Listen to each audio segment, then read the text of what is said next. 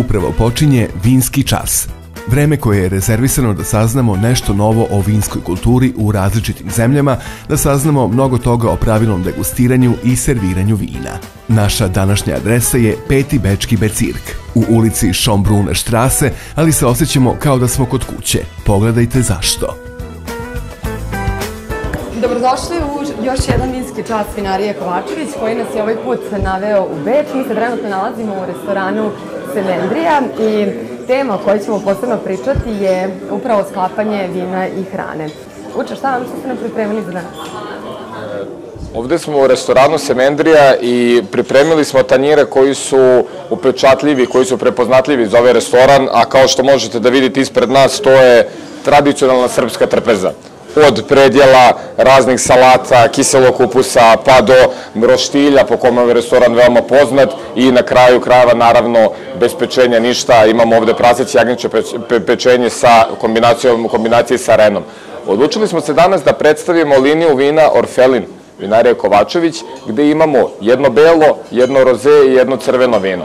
Linija Orfelin je, kako bih to rekao, linija vina vinarije Kovačević koja je namenjena konzumentima da se pije svaki dan, da se uživa, neobitno da li je to neka specijalna prilika ili je to samo jedan popodnevni ručak ili izlet u prirodi.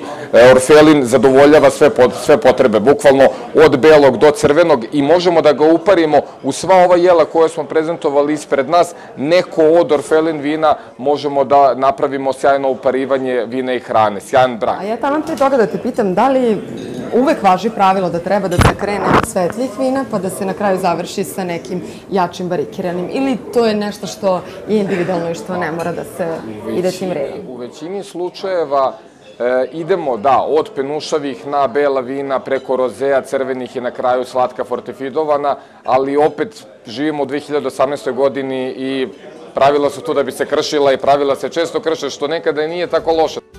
U Semendriji su nam izdvojili mlada vina Orfelin linije koje se piju sveža, što ih čini odličnim partnerima predstavljenoj hrani. Krenut ćemo, da, od belog Orfelin vina, i ovo vino, recimo, bi preporučili kada sednemo u jedan ovakav restoran. Obično prva stvar koju naručimo je neko predjelo, i to predjelo obično po našim srpskim tradicionalnim običajima bude ovako, neko meze koje nam je prezentovano ovde, miks suhomesnatih proizvoda sa sirevima i naravno ništa bez malo kajmaka, malo domaćeg ajvara i urnebesa, koji je to onako za ljubitelje pikantnije hrane. Orfelin beli se zbog svoje kiseline odlično uparuje sa masnijim sirevima.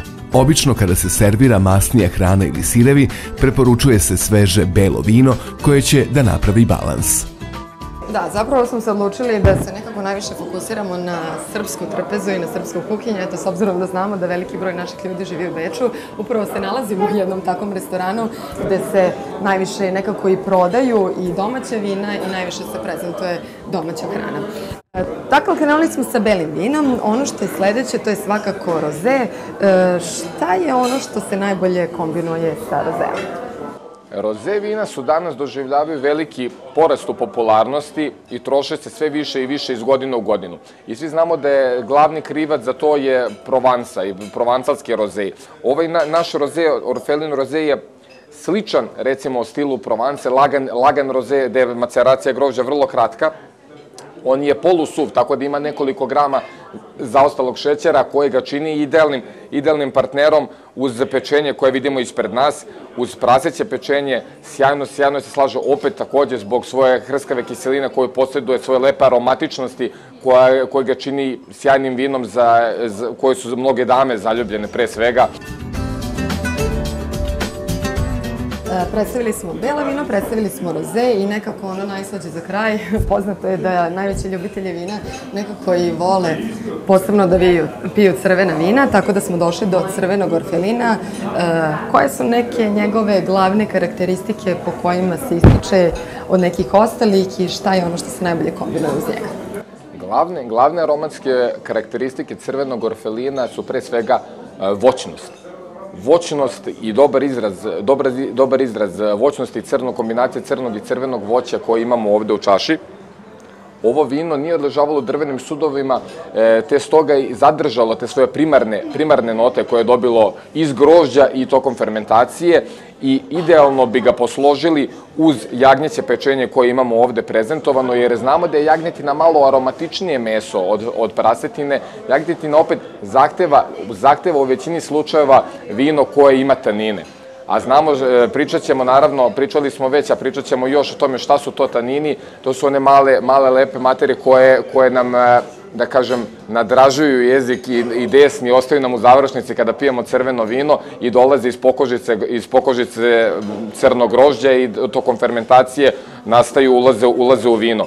Vuče, hvala ti lepo na ovoj sjajnoj prezentaciji. Bio je ovo još jedan vinski čas Vinarije Kovačević. Mi se ovom prilikom javljamo iz Beča, ali to je naravno još koja reč da čujemo i od kuvara.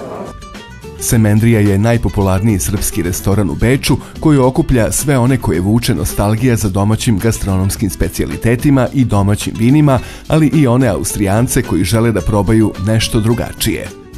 Glavno jelo za danas znači je semendrija, koja se sastoji od dimljeno meso i ćevape na kajmaku. Pečenje koje je izvrsno, imamo jagnjetina i svinjetina i uz njega dobra lovačka salata, miks salata koja se sastoji od sve vrste salate, znači krastavac, paradajz, kupus, sladak kiseo, imate masline, ljuta slatka paprika.